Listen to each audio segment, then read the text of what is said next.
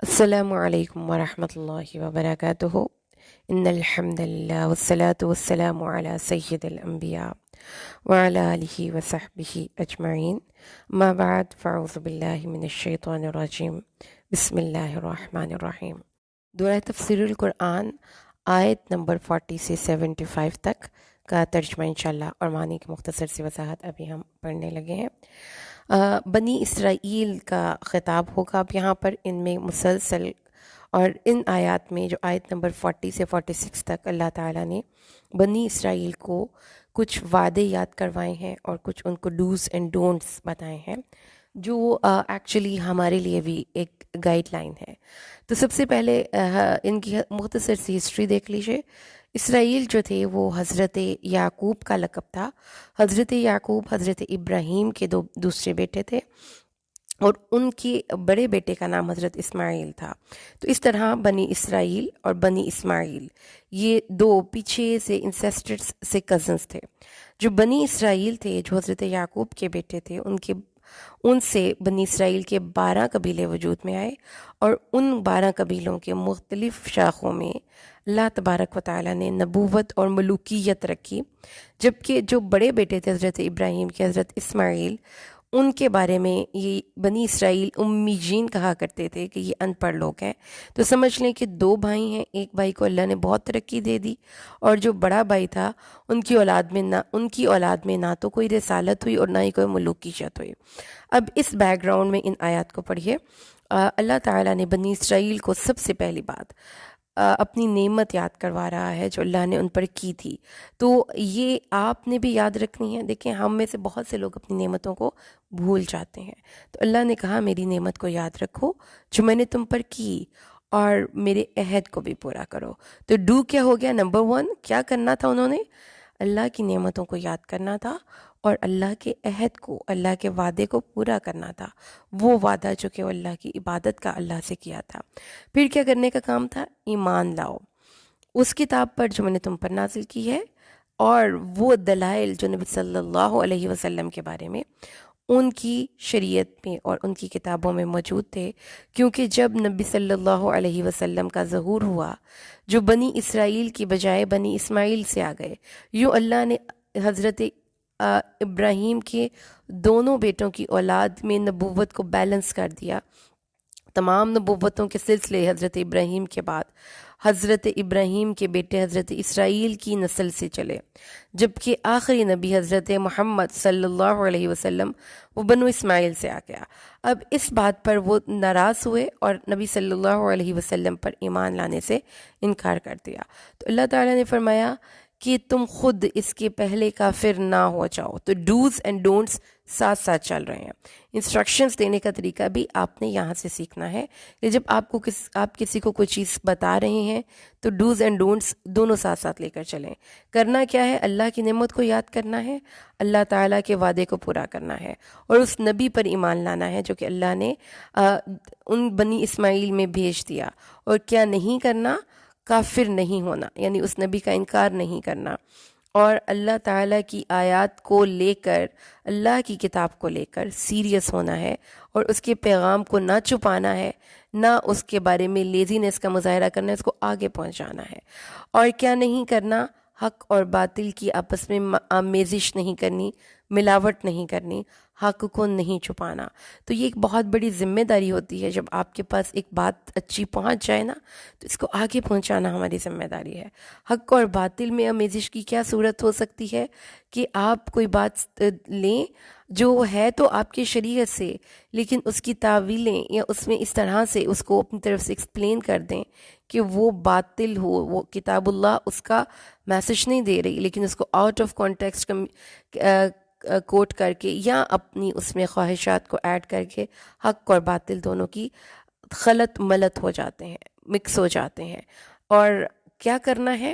نماز قائم کرنی ہے اور زکوٰۃ دینی ہے، مالی اور بدنی دونوں عبادات کا دھیان رکھنا ہے، اور رکوع کرنا ہے رکوع کرنے والوں کے ساتھ، مطلب جماعت کا حصہ رہنا ہے۔ تو ایک سوشل بندہ ہوگا جو یہ کرنے کے کام ہے۔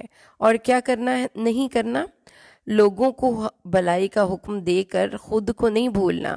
تو جو نیکی کرنی ہے وہ اپنی اصلاح سے شروع ہوگی، سیلف گرومنگ سے شروع ہوگی. اور اللہ تعالیٰ نے پھر اس کی اگلی آیت 45 میں فرمایا ہے سورۃ البقرہ کی، وَاسْتَعِینُوا بِالصَّبْرِ وَالصَّلَاةِ إِنَّهَا لَكَبِیرَةٌ إِلَّا عَلَى الْخَاشِعِینَ. اور کیا کرنا ہے؟ صبر اور نماز سے مدد مانگنی ہے. تو نماز کا ذکر 2 دفعہ آ گیا. پہلے نماز قائم کرو، اور پھر خاص طور پہ جب تم پھنس جاؤ، پریشانی میں ہو، تو اللہ سے استعانت کے لیے صبر کرو اور دعائیں مانگو. اور اللہ تعالیٰ نے فرمایا کہ یہ 2 کام یعنی صبر اور نماز یہ ایک بہت مشکل چیز ہے، مگر اس کو کرنے کے لیے آپ کو پھر ایک ٹپ بھی بتا دی گئی کہ اگر آپ اس بات پہ یقین رکھتے ہیں کہ آپ اللہ سے ملنے والے ہیں اور اسی کی طرف لوٹ کر جانے والے ہیں، تو یہ کام کرنا آپ کے لیے آسان ہو جائے گا. چلیں جی ریوائز کر لیں جلدی جلدی کیا ڈوز تھے اور کیا ڈونٹس تھے. جلدی جلدی ریوائز کریں. سب سے پہلے کرنے کے کام ہم نوٹ کر لیتے ہیں جو اللہ نے بنی اسرائیل کو کہے اور ان کے ذریعے ہمیں بھی کہے. اللہ کی نعمت کو یاد کرنا ہے، یہ ہمارا کرنے کا کام ہے. کبھی بھی اللہ کی نعمتوں کو فار گرانٹیڈ نہ لیں، اللہ کی نعمتوں کو یاد رکھیں اور ان کا شکر ادا کرتے رہیں. اور اللہ کے ساتھ کیے گئے ہمارے جو وعدے اور خاص طور پہ عبادت کا وعدہ ہم ہر روز سورۃ الفاتحہ میں اللہ سے کرتے ہیں، وہ ہم نے پورا کرنا ہے لازماً. اور اللہ کی کتاب پر یقین رکھنا ہے کہ یہ اللہ کی کتاب ہے، اور اللہ تعالیٰ کی اور پھر اس کے بعد ہم نے نماز پڑھنی ہے، اور ہم نے اللہ کے راستے میں جماعت کا حصہ بننا ہے، نیکی اور تقوی کے کاموں میں ایک دوسرے کی استعانت کرنی ہے اور زکوٰۃ دینی ہے. اور اس کے بعد کرنے کا کام کیا ہے کہ ہم نے نماز اور صبر سے اللہ سے مدد مانگنی ہے. تو یہ بنی اسرائیل کو کرنے کے کام بتائے گئے جو آپ نے بھی یاد رکھنے ہیں. اور کیا نہیں کرنا؟ اللہ کی آیتوں کے ساتھ کفر نہیں کرنا اور حق اور باطل کی آمیزش نہیں کرنی. تو اس میں کیا ہے کہ اپنی زبان اور اپنی سوچیں دونوں کی حفاظت کیجیے. اور پھر اس کے بعد اللہ تعالیٰ نے کہا کہ نیکی کا حکم دینا ہے تو سب سے پہلے خود عمل کر کے دکھانا ہے. لوگوں کو صرف حکم دے دینا اور خود عمل نہ کرنا، وہ اللہ تعالیٰ کے نبی نے فرمایا کہ جہنم میں اس شخص کو ڈالا جائے گا جس کی انتڑیاں نکل جائیں گی اور وہ آگ میں شامل ہو جائیں گی، اور وہ ان انتڑیوں کے ارد گرد ایسے گھومے گا جیسا گدھا اپنی چکی کے گرد گھومتا ہے. اور آگ والے اس سے گرد جمع ہو کر پوچھیں گے، اے فلاں تیرا تو دنیا میں ہمیں خود نیکی کا حکم دیتا تھا. اس نے کہا تمہیں تو دیتا تھا، خود عمل نہیں کرتا تھا. اچھا جی، اب اس کے بعد آیت نمبر 47 سے ہم مزے کی ایک کہانی پڑھنے لگے ہیں. اس قرآن حکیم کا ایک بہت مزے کی ایک بات یہ ہے کہ اس میں آپ کو بڑی انٹرسٹنگ سٹوریز ملتی ہیں جس میں کہ بہت ڈیپ لائف سے ریلیٹڈ لیسنس ہوتے ہیں. تو اللہ تعالیٰ نے اب یہاں پر دوبارہ سے بنی اسرائیل کو یاد کروا دیا کہ میری نعمتوں کو فور گرانٹیڈ نہ لو. اگر میں نے تمہیں چوز کیا ہے تو میں تمہیں اس ہائی سٹیٹس سے معزول بھی کر سکتا ہوں، میں تمہیں نیچے بھی پھینک سکتا ہوں اس سے. اب وہ کیا تھا؟ اللہ تعالیٰ نے پھر فرمایا کہ کیسے مجھ سے ڈرنا تمہارے لیے آسان ہوگا کہ جب تم یقین رکھو گے کہ آخرت کا دن آنے والا ہے اور اللہ تعالیٰ نے ہم سے اس کا حساب لینا ہے. ٹھیک ہے، آیت نمبر 48 میں اللہ تعالیٰ نے یہ بتا دیا کہ آگ والے دن، قیامت والے دن، کوئی انسان کسی کی جگہ پر کھڑے ہو کر اللہ سے کے بہاف پر اللہ سے وکالت نہیں کر سکے گا. کوئی سفارش کام نہیں آئے گی، کوئی چپکے چپکے رشوت نہیں دے گا اللہ تعالیٰ کو، کوئی کسی سے فدیہ نہیں لیا جائے گا، کوئی اپنی انفلوئنس نہیں کر سکے گا اللہ کو. سب لوگ اللہ تعالیٰ کے سامنے بہت ہی اٹینٹیو کھڑے ہوں گے. یہ قیامت کا دن یعنی کہ کھڑے ہونے کا دن ہے، اور کھڑے ہونے سے مراد کیا ہے کہ گرفت ہوگی، مواخذہ کیا جائے گا. اچھا جی، اب کہانی شروع ہوتی ہے جی آل فرعون کی، اور اس میں اللہ تعالیٰ نے آل فرعون کی کہانی سے بات کا آغاز کیا کہ ان کی ہسٹری تھوڑی سی آپ پڑھ لیں تاکہ آپ کو آئیڈیا ہو جائے کہ کیا کیا انعامات ان پر ہوئے تھے اور انہوں نے کیسے ان انعامات کو بدل ڈالا اللہ کے غضب سے. سب سے پہلے اللہ تعالیٰ نے فرمایا کہ ایک وقت تھا، مصر میں ایک بادشاہ تھا جس کا نام تھا فرعون. ٹھیک ہے، اس بادشاہ کی طاقت اور جباریت کا عالم یہ تھا کہ وہ جینوسائڈ کرتا تھا بنی اسرائیل کا. وہ ان کے یعنی کہ مصر میں یہ لوگ غلام تھے اور کیا کرتے تھے، ان کے کام کیا کرتے تھے. جب ان کی نسل بڑھتی جا رہی تھی تو فرعون نے کیا کیا، ان کو یہ ڈر ہوا کہ اس طرح سے تو ان کی قوت میں اضافہ ہو جائے گا کیونکہ یہ لوگ تو بڑھ رہے ہیں.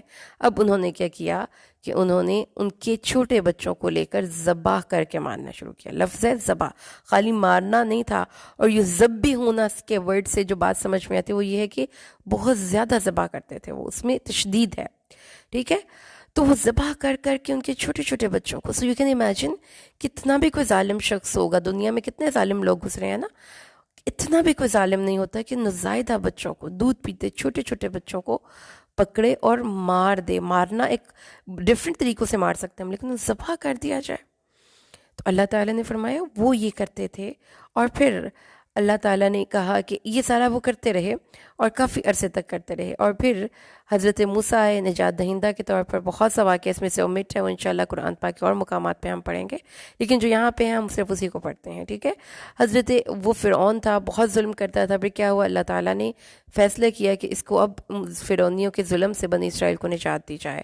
تو حضرت موسیٰ گئے وہاں پر اور حضرت اپنی قوم فرعون کی، اپنی قوم یعنی بنی اسرائیل کو لے کر وہاں سے نکل کھڑے ہوئے. فرعونیوں نے ان کا پیچھا کیا اور دریا پھٹ گیا، یعنی راستے میں دریا تھا. جب وہ اس دریا کے پر پہنچے تو اللہ تعالیٰ نے حضرت موسیٰ سے کہا بھئی اپنا عصا مارو دریا کے اوپر. جب وہ دریا یا سمندر جو بھی تھا بحر قلزم، وہ دو حصوں میں تقسیم ہو گیا اور درمیان میں ایک بڑی سی سڑک بن گئی. حضرت موسیٰ اور ان کے تمام فالوورز اس سڑک سے گزر کر اس دریا کے پار جا اترے. اور فرعون چونکہ گھمنڈی تھا، طاقت کے زوم میں وہ اندھا ہوا تھا، اس نے بھی کہا چلو بھائی ان کا پیچھا کرنا، ان کو نہیں چھوڑنا. جب حضرت موسیٰ کی جو قوم تھی وہ دریا سے پار جا اتری تو فرعونی بھی ان کے پیچھے گئے.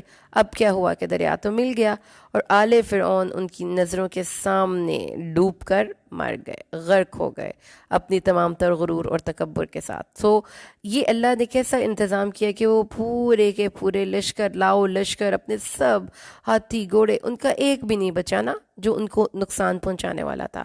تو اس طرح سے اللہ تعالیٰ نے بنی اسرائیل کو بغیر لڑے بھیڑے، بغیر کسی پریشانی کے ان سے نجات دے دی، جو کہ ایک بہت بڑا فضل تھا اللہ کا. یہ ساری اللہ کی پلاننگ تھی.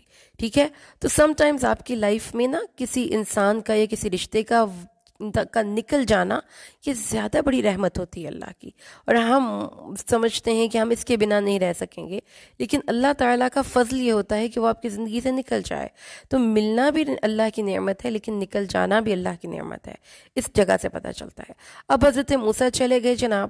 اب وہاں پر جا کر اللہ تعالیٰ نے ان کو کہا کہ اب تو جس کام کے لیے ہم نے آپ کو بھیجا تھا یعنی شریعت، وہ اب آپ کو دینی ہے. تو حضرت موسیٰ کو اللہ نے 40 راتوں کے لیے ٹریننگ پیریڈ کے لیے بلا لیا. تو اس سے آپ کو یہ پتہ چلتا ہے کہ جو ہم اپنے ہمیں یہ نہیں سمجھنا چاہیے کہ جو ہم لرن کر چکے ہیں، جو ہمارے پاس ہے وہ انف ہے.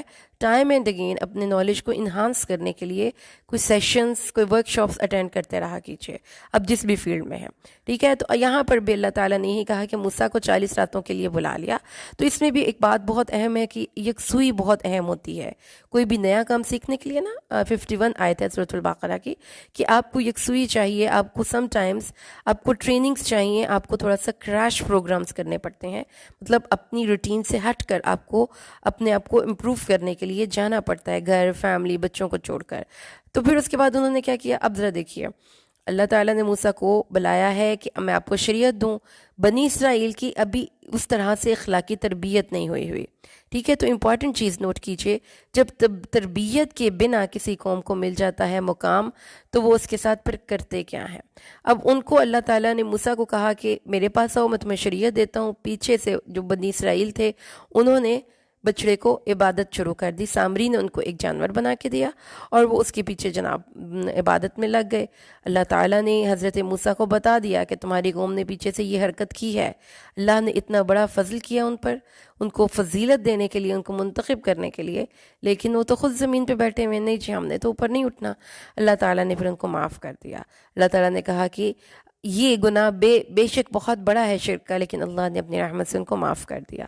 موسیٰ علیہ السلام جناب کتاب اور اللہ کی طرف سے ایک فرق کرنے والی چیز یعنی توریت لے کر آ گئے ہیں اپنی قوم میں، اور آ کر ان کو پھر اپنی قوم کا جو ایک بہت بڑا پیچھے سے انہوں نے اللہ تعالیٰ کے ساتھ کی اس وعدے کی بدعہدی کر دی تھی نا شرک کر کے. اللہ تعالیٰ کے نبی حضرت موسیٰ نے کہا دیکھو یہ تم نے بہت ہی غلط کام کیا ہے کہ جو تم نے بچڑے کی عبادت شروع کر دی ہے. اچھا اب یوں کرو کہ اللہ سے توبہ کرو. توبہ کا طریقہ کار کیا تھا؟ یہ نہیں تھا کہ اللہ تعالیٰ نے کہا چلو جی جاؤ معاف کیا، میں بہت غفور الرحیم ہوں، جو غلط کیا ہے اس کا خمیازہ بھگتو، پینلٹی پے کرو، اس کا کمپنسیٹ کرو۔ کیسے؟ جو 70,000 لوگ تھے نا جو بچڑے کی عبادت میں مبتلا ہو گئے تھے، اللہ تعالیٰ نے کہا بھائی ان کو قتل کرو۔ 2 صفیں بنائی گئیں، ایک صف میں وہ لوگ کھڑے تھے جنہوں نے عبادت نہیں کی تھی، انہوں نے اپنے ہاتھوں سے اپنی کمیونٹی کو ان کالی بھیڑوں سے پاک کیا۔ اللہ تعالیٰ نے پھر باقیوں کی توبہ قبول کی۔ تو باقیوں نے تو گناہ نہیں کیا تھا، تو توبہ تو پھر ان کی توبہ کس وجہ سے قبول کی گئی؟ کیونکہ انہوں نے ان کو روکا نہیں تھا۔ دیکھیے تو کتنا امپورٹنٹ ہے کہ آپ اگر کسی جگہ پہ صحیح خود کر رہے ہیں نا تو دوسرے انسان کو بھی روکنا ہے جو ارد گرد ہے۔ اچھا، اس کے بعد اب بک آ گئی ہے ان کے پاس، تو انہوں نے کہا جی اللہ کی طرف سے کس نے بتا، ہم تو نہیں مانیں گے۔ تو دیکھیں کہ اس قوم کی اخلاقی تربیت نہیں ہوئی تھی نا، تو اس قوم نے پھر گفتگو دیکھیں، ان کا کیریکٹر دیکھیں اور ان کی عادتیں اور ایٹیٹیوڈ دیکھیں، اخلاقی تربیت کے بنا کتاب ملی ان کو۔ انہوں نے کہا کہ اللہ تعالیٰ کو ہم کیسے، یہ تو ہم نہیں مانتے کہ یہ کتاب اللہ کی طرف سے ہے۔ اب اس کا کیا انہوں نے مطالبہ پیش کیا؟ ہمیں اللہ کو دکھاؤ، ہم بھی جا کر آپ اس کے ساتھ دیکھنا چاہتے ہیں کہ یہ کیا ہو رہا تھا۔ اللہ تعالیٰ نے کہا ٹھیک ہے لے آؤ۔ لیکن جب وہاں گئے، اللہ سے ہم کلام ہوتے ہوئے حضرت موسیٰ کو دیکھا تو کہنے لگے کہاں ہے اللہ، آنکھوں سے دیکھنا ہے۔ تو اللہ تعالیٰ نے ان کو پھر کڑک آئی، اللہ کا غضب آیا کہ اتنے یہ لوگ بات کو سمجھتے نہیں، مانتے نہیں، وہ مر گئے وہاں پر۔ حضرت موسیٰ کو تو بڑا اب وہاں پہ پریشانی ہوئی کہ اب یہ مر گئے ہیں، میں 70 لوگ ہیں، میں قوم کو جا کر کیا جواب دوں گا؟ اللہ سے گڑی گڑا کر دعائیں مانگی کہ اللہ تعالیٰ پلیز ان کو دوبارہ زندہ کر دیں۔ اللہ تعالیٰ نے ان کی بات مان لی اور ان کو زندہ کر دیا۔ اب دیکھیں کہ ان پر انعامات، بارشیں شروع ہو گئیں تو انعامات میں پھر اس کے بعد وہ جب وہاں پر گئے ہیں، صحرا میں تھے، سمندر سے پار، ان کے پاس کوئی رہائش کا پراپر انتظام نہیں تھا، کیونکہ ایک اپنے قوم کو چھوڑ کر آپ دیکھیں نا کہ پناہ گزین کیمپس، جیسے کہ کسی جگہ پر جنگ لگ جاتی ہے، لوگ بے سر و سامانی کے عالم میں اپنے گھروں کے سارے سامان پیچھے چھوڑ کر بس جان بچا کر نکلتے ہیں۔ یہی ان بنی اسرائیل نے کیا تھا، کیونکہ اس وقت تو فرعون ان کے پیچھے تھا، اب وہ کوئی ساز و سامان تو اٹھا کے نہیں آ سکتے تھے نا، نہ ہی وہاں پہ کوئی ان کے لیے گھر تھے، اور اتنی بڑی ان کی تعداد تھی۔ پھر کیا ہوا، جب اللہ تعالیٰ نے ان کو صحرا میں اتار دیا تو اب وہاں پر ان کے لیے سب سے پہلے تو بہت گرمی سے یوں ہوا کہ ان کے سروں پر ایک چھتری کی طرح سائبان ہو گئے بادلوں کا، اور ان پر من و سلوہ اترا۔ اب یہ 2 قسم کی کھانے اور پھل تھے، ایک تھا بٹیر، سلوہ جو تھا نا وہ نمکین تھا، مطلب بٹیر کی طرح کا کوئی پرندہ ہوتا تھا، ان کو پکڑتے تھے اور کھا جاتے تھے، اور من جو تھی وہاں پر ان کے صحرا میں ایک طرح سے کوئی پودا سا تھا جو کہ میٹھا تھا، اس کو پانی میں گھول کر شہد کی طرح وہ اس کو پی جاتے تھے۔ اب یہاں پر اللہ تعالیٰ نے جو بتایا وہ یہ بتایا کہ obviously it's important کہ آپ کھانے پینے کی چیزوں کے بارے میں فوکس کریں، اور یہ ضروری ہے، لیکن اللہ تعالیٰ نے یہ ضرور ان کو بتایا کہ کھانے پینے کے پیچھے، یعنی کہ اپنے چسکوں اور ذائقوں کے پیچھے طیبات کو فراموش نہیں کرنا۔ موسٹ امپورٹنٹ تھنگ ہے کہ وہ چیز جس کا آپ کو فائدہ ہو رہا ہے، جس کی آپ کی انرجیز بحال ہو رہی ہیں۔ اللہ تعالیٰ نے فرمایا ہم نے تو کوئی نہیں ان کو کہا تھا کہ یہ نہ کھاؤ وہ نہ کھاؤ، لیکن وہ خود بیڈ چوائس کر بیٹھے۔ پھر اللہ تعالیٰ نے آگے بتایا کہ جی اس کے بعد اللہ تعالیٰ نے ان کو جو ہے اب ٹاسک دینے شروع کر دیے، کہ ظاہر ہے کہ جب آپ کسی ایک کو سلیکٹ کرتے ہیں تو اوبویسلی اس سے کوئی کام تو لینا ہوتا ہے نا، ایسی تو سلیکشن نہیں ہو گئی نا کہ ان کو فیسلٹی، سمجھے کہ آپ کو اگر کسی بہت بڑی کمپنی میں جاب مل گئی ہے اور کمپنی نے آپ کو فیسلٹیز دی ہیں ایسی جو عام لوگوں کو نہیں ملی، تو اس لیے تو ملی ہیں کہ وہ آپ سے کوئی کام لینا چاہتا ہے۔ تو وہ کام اللہ نے جب ان کو بتایا کہ اس بستی میں داخل ہو جاؤ اور وہاں پر جا کر تمہیں مزید برکات کے دروازے کھل جائیں گے، مطلب تم جہاں سے جو مرضی چاہنا کھانا پینا، لیکن امپورٹنٹ چیز کیا ہے کہ یہ جو تمہیں اتنی عطائیں مل رہی ہیں نا اللہ تعالیٰ کی، اس پہ فخر نہیں کرنا، اور حتتن کہتے ہوئے وہاں پہ داخل ہونا ہے، اور اللہ تعالیٰ تم سے تمہاری خطاؤں کو معاف کر دے گا اور تمہیں زیادہ دے گا۔ اب ان لوگوں نے کیا کہا، کام فیسلٹیز لے رہے ہیں، اللہ کی رحمتوں اور برکتوں کا اسے فیوز حاصل کر رہے ہیں، لیکن کام کرنے کے لیے تیار نہیں۔ اللہ تعالیٰ نے انہیں کہا کہ تم نے حتتن کہنا ہے۔ اب دیکھیں کہ اگر کوئی انسان کسی مقام کو حاصل کرنا چاہتا ہے، یہ زندگی پریکٹیکل لائف میں بھی یہ بات ہے نا، آپ نے کہ کہیں پہ جاب کرنی ہے، آپ نے اس میں ایکسیل کرنا ہے، تو کیا ضروری ہے؟ ضروری یہ ہے کہ انسٹرکشنز کو سنیں اور اس کو فالو کریں.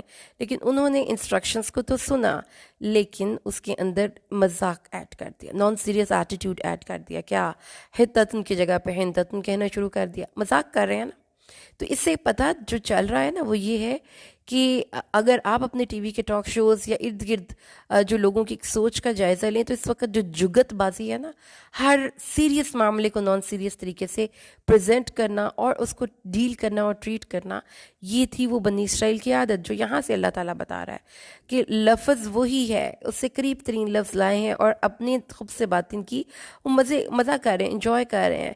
اور انجوائمنٹ تو یاد رکھیے کہ ہر لمحہ ہر وقت انجوائے کا نہیں ہوتا. Sometimes you need to be very very attentive. اور پھر اللہ تعالیٰ نے اس بات پہ غصہ آ گیا. تو یاد رکھیں کہ جب کبھی بھی ہم انسٹرکشنز کو فالو نہیں کرتے تو احتمال ہے کہ ہم اس بڑے اسٹیٹس سے نیچے گر جائیں گے. آیت نمبر 60 میں اللہ تعالیٰ نے حضرت موسیٰ کے بارے میں بتایا کہ جب اللہ موسیٰ نے اپنی قوم کے لیے پانی مانگا تو ہم نے کہا کہ اپنے عصا کو پتھر پر ماریے. اب دیکھیے کھانے کا انتظام بھی ہو گیا اور پانی کا انتظام بھی ہو گیا, وہ بھی آؤٹ آف دا وے ہو کر. کین یو امیجن کہ ایک صحرا میں چشمہ پھوٹے جس کی 12 شاخیں ہوں لیکن اللہ نے ان کو دیا. تو فیسلٹیز دیکھیں اللہ کی طرف سے مسلسل مل رہی ہے. اور کیوں مل رہی ہیں؟ کیونکہ اللہ ان سے کوئی کام لینا چاہتا ہے. تو اللہ تعالیٰ نے پھر بڑے گریشیسلی بہت ہی فیاضی سے کہا زمین میں جہاں مرضی کھاؤ پیو لیکن یاد رکھو کہ چیزوں کو فساد نہ کرنا. تو یہی ایک میسج ہے, بہت خوبصورت میسج ہے. کھاؤ اور پیو, اللہ کو اس بات سے کوئی نہیں کہ آپ کھائیں پئیں نہ, لیکن آپ خراب نہ کریں. آپ نے اگر مینگوز لیں, ٹریز ہیں, کوئی بھی درخت ہے تو اس میں کیا ہے کہ جتنا کھانا ہے کھائیں لیکن ضائع نہ کریں, خراب نہ کریں. تو اگر آپ شادی کے فنکشن میں جاتے ہیں یا ویسے کسی کے گھر دعوت میں جاتے ہیں تو پلیز اس حکم پہ عمل کیا کیجیے کہ کھاؤ اور پیو لیکن اس کو اسراف نہ کرو اور فساد نہ کرو.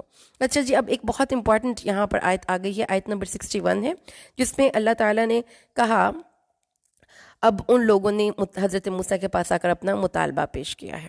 اب وہ سب لوگ مل کر آئے موسیٰ کے پاس اور کہنے لگے دیکھیں ایک ہی کھانا ہر وقت صحرا میں, وہی بٹیر اور وہی یہ سب کچھ, اور بٹ وی آر بورڈ. یہ سب کچھ کھا کے نا ہم بور ہو گئے ہیں. ہمیں تھوڑا سا چسکا چاہیے, کوئی پیزا ہو, کوئی اس طرح سے گھیوں ہو, ککڑی ہو, کوئی ہم دالوں کو تڑکا لگائیں, اس طرح سے کوئی چیزیں کھائیں, کوئی سلاد کھائیں. یہ کیا ایک ہی دفعہ بس یہ پرندہ اور یہ نہیں, ہم وی گیٹنگ بور. روٹی کے بغیر ہم خالی پرندہ کھائی جائیں. تو اللہ تعالیٰ کے نبی نے حضرت موسیٰ نے کہا دیکھو ایک اچھی چیز تمہیں ملی ہوئی تھی, اس کو چھوڑ کر تم اپنا ٹائم کھانے, مطلب اس میں کیا تھا کہ اس میں بہت سا ٹائم ان کا سیو ہو جاتا تھا. وہ اگر بٹیر کھا لیتے تھے اور اس کے ساتھ وہ پانی میں اس کو مکس کر کے اس کی کھمبی کو یا اس کو من کو پی لیتے تھے تو a lot of ٹائم ان کا سیو ہو جاتا تھا. تو اس طرح سے جو باقی ٹائم تھا اس کے لیے اللہ تعالیٰ نے ان کی تربیت کرنی تھی, لیکن انہوں نے چوز کیا انہوں نے چوز کیا کہ ہم چسکا لگائیں گے. تو یہ بہت ہی پیارا میسج ہے اس رمضان کے لیے, اس قرآن کے اس مقام سے, کہ اللہ تعالیٰ نے کھانے اور پینے کو برا نہیں کہا ہے کھاؤ پیو فساد نہ کرو, لیکن اللہ اور طیبات کھاؤ, اچھی چیزیں کھاؤ جس سے آپ کو فائدہ ہو, لیکن ایٹ دا سیم ٹائم آپ کا سارا ٹائم کھانے پینے کی پلاننگ میں نہ گزر جائے کہ ہم اب اس میں چسکا لگا لیں, ہم اس میں چٹنیاں بنا لیں, یہ کر لیں وہ کر لیں. اپنے اس ٹائم کو تھوڑا سا اللہ کے لیے بھی فارغ رکھنا چاہیے. اور یہ ہے وہ زوال یافتہ قوموں کی بہت بڑی عادت کہ ان کا جو ہے نا پیٹ اور ان کے چسکے نہیں ختم ہوتے, جبکہ سادہ غذا کھانے سے آپ کا جسم بھی ٹھیک رہتا ہے اور آپ کا بہت سا ٹائم بچ جاتا ہے. پھر ان لوگوں نے جو تھے اللہ تعالیٰ نے پھر آگے یہ بتا دیا کہ مومن, یہودی, عیسائی سب کو اللہ نے نیک اعمال کا وعدہ کیا ہے. یہ نہیں ہے کہ اللہ تعالیٰ کسی ایک خاص قوم کو نوازتا ہے اور کسی ایک خاص قوم کو محروم کر دیتا ہے, لیکن ان لوگوں کی اپنی برائیاں بھی تو دیکھیے نا. اب آگے چلیں. اب وہ کہہ رہے ہیں نہیں ہم نے تو کوئی بات نہیں مانی. اب اللہ تعالیٰ نے سے کہا کچھ وعدے کریں, کمٹمنٹس, جیسے کہ آپ ایگریمنٹ سائن کرواتے ہیں نا, کوئی جگہ پہ کوئی جاب پہ کوئی جا رہا ہے تو جی یہ آپ نے کرنا ہے. وہ کہہ رہے تھے کہ نہیں ہم تو کچھ نہیں کریں گے. اللہ تعالیٰ نے ان سے پھر سروں پر کوہ طور کو معلق کر کے, یعنی کہ اب یہاں پہ سختی شروع ہو گئی ہے. اللہ تعالیٰ جو محبت سے ان کو ٹریٹ کر رہا تھا نا, بہت پیار سے, اب یہاں پہ تھوڑا سا اللہ تعالیٰ نے سختی کی ہے کہ اس بات کو سمجھو اور پکڑو کیا جو ہم نے تم کو یہ اس وعدے دے رکھے ہیں. آیت 64 سورۃ البقرہ. پھر تم پھر گئے ثم تولیتم من بعد ذلک. انہوں نے کہا ہم نے تو نہیں ماننا. تو دو پیرالل چیزیں چل رہی ہیں، اللہ کی عطائیں، معافیاں، مسلسل درگزر، اور ان کی ہٹ درمیاں، ان کا نان سیریس ایٹیٹیوڈ. پھر اس کے بعد ایک اور واقعہ آ گیا کہ جب اللہ تعالیٰ نے کہا کہ ہفتے کے دن میں تم نے کوئی کام نہیں کرنا، تو انسٹرکشن کو یہاں پہ بھی فالو نہیں کیا انہوں نے. جناب ہفتے کے دن تو کچھ نہ کیا، اس دن مچھلیوں کے راستے بنا دیے اور اگلے دن جا کے پکڑ لیے. اللہ تعالیٰ نے کہا کہ تم بندر ہو جاؤ. تو اللہ تعالیٰ نے بار بار یہ باتیں اس لیے بتائی ہیں کہ ہمیں یہ چیز سمجھ میں آئے اور ہم یہ سمجھ سکیں کہ جو زوال یافتہ قومیں ہیں ان کے لائف سٹائل کیسے ہوتے ہیں. اب آ گیا ہے وہ واقعہ جس کے نام پر اس سورت کا نام سورۃ البقرہ ہے.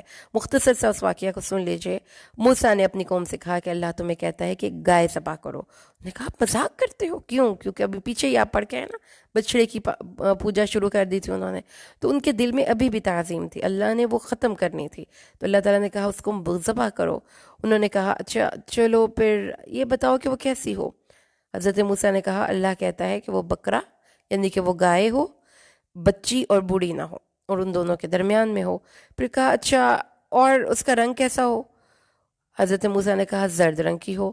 اس نے کہا اچھا اور بتائیے نا کیسی کس طرح کی گائے ہو، کیونکہ ہمیں تو ساری گائے ایک جیسی لگتی ہیں. اللہ انشاءاللہ ہم اس دفعہ پالیں گے. پھر حضرت موسیٰ نے مزید ڈسکرائب کیا. یہ ڈسکرپشن کے حوالے سے قرآن حکیم کا بہت خوبصورت مقام ہے.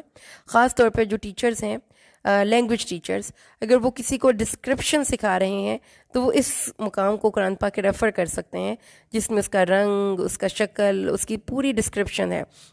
بکری وہ زمین میں ہل نہ جوتتی ہو اور نہ ہی کھیتی کو پانی دیتی ہو، صحیح سالم ہو، اس میں کوئی داغ نہ ہو. اب انہوں نے لے کر کہا ہاں اب بات آپ نے ہمیں بتائی ہے، اور اس کو ذبح کر دیا، اور ایسا وہ کرنے والے تھے نہیں. تو اللہ تعالیٰ نے یہاں پہ اس گائے کے ذریعے ان کے ایک بہت بڑے مقدمے کا فیصلہ کروایا. ہوا یہ تھا کے دور میں ایک بھتیجے نے چچا کو قتل کر دیا، اور اس کی دراصل اس کی جائیداد میں کو ہتھیانا چاہتا تھا وہ، اور قتل کر کے تو خود ہی اس کا مدعی بن گیا، اور پھر بتانا شور مچانا شروع کر دیا. تو پھر اللہ تعالیٰ نے کہا کہ گائے کے ایک ٹکڑے کو اس مقتول پہ لگاؤ، وہ اٹھ کر اپنے قاتل کی نشاندہی کرے گا. اور پھر اس طریقے سے اللہ تعالیٰ نے اس مقدمے کا ان کو فیصلہ کروا دیا. اس کے بعد 74 اور 75 آیات میں اللہ نے بہت ہی خوبصورت بات بتائی، اور وہ یہ ہے کہ اس واقعے کے بعد اب کنڈیشن دیکھ لیجئے. اللہ نے پھر مسلسل ان کی بدتمیزیاں، بدعمالیاں، اللہ نے ان کے دلوں کو سخت کر دیا. تو یہ دل پتھروں جیسے ہیں یا ان سے بھی کہیں زیادہ سخت، ٹھیک ہے. اور پتھروں میں سے بھی بعض پتھر ایسے ہوتے ہیں جن سے نہریں پھوٹ پڑتی ہیں، اور کچھ پتھر ہوتے ہیں جو شک ہو جاتے ہیں اور پانی نکل پڑتا ہے، اور کچھ پتھر اللہ کے ڈر سے گر پڑتے ہیں. تو دلوں کی سختی پتھروں سے تشبیہ دی گئی، اور پھر پتھروں کو اللہ تعالیٰ نے کیٹیگرائز کر دیا کہ پتھر کو پتھر نہ سمجھو، پتھر میں بھی سوچ ہے، خوف ہے، خشیت ہے، ادراک ہے. تو اگر کوئی پتھر سے پتھر انسان بھی آپ کی زندگی میں ہے نا، جس کا دل آپ کو لگتا ہے پتھر ہے میرے لیے، اللہ کی امید پر اس سے نا امید نہ ہو، اس شخص سے نہیں، اللہ سے نا امید نہ ہو. کہ اللہ کہتا ہے کہ پتھروں سے پانی نکلتا ہے، تو ہو سکتا ہے کہ اللہ اس پتھر کو بھی پگھلا دے. اس لیے امید کا دامن نہیں چھوڑنا. اور دوسری جو بڑی امپورٹنٹ چیز ہے وہ کیا ہے کہ ہر ایک کائنات کی چیز میں ادراک ہے، حس ہے، جو یہاں سے ہمیں پتہ چلتی ہے. تو اللہ تعالیٰ نے آیت نمبر 75 میں فرمایا کہ تمہیں یہ طمع ہے، لالچ ہے، ابھی بھی یہ ہسٹری سن لی ہے نا ان کی، ابھی بھی لالچ کرتے ہو، ابھی بھی ان کے بارے میں امید رکھتے ہو کہ وہ ایمان لائیں گے. ایسا نہیں ہوگا، کیونکہ وہ اللہ کی کتاب کو تبدیل کر چکے، ان کے دل پتھر ہو چکے، ان کے دل میں اثر انگیزی ختم ہو چکی، اس لیے ان سے امیدیں ختم کر دو. تو یہاں پر پھر کیا ہے، ایک فائنل ورڈکٹ پاس ہو گیا کہ وہ نہیں آ سکتے، راہ ہدایت کی طرف نہیں آ سکتے. اللہ سے دعا کریں اللہ ہمیں قرآن کو سمجھ کر پڑھنے کی توفیق دے. الحمدللہ یہ سیکنڈ اس کا پورشن کمپلیٹ ہوا. نیکسٹ انشاءاللہ ہم تھرڈ لیسن میں پڑھیں گے. بارک اللہ لی و لکم بالقرآن الحکیم ونفعنی و ایاکم بالآیات والذکر الحکیم. السلام علیکم ورحمۃ اللہ وبرکاتہ.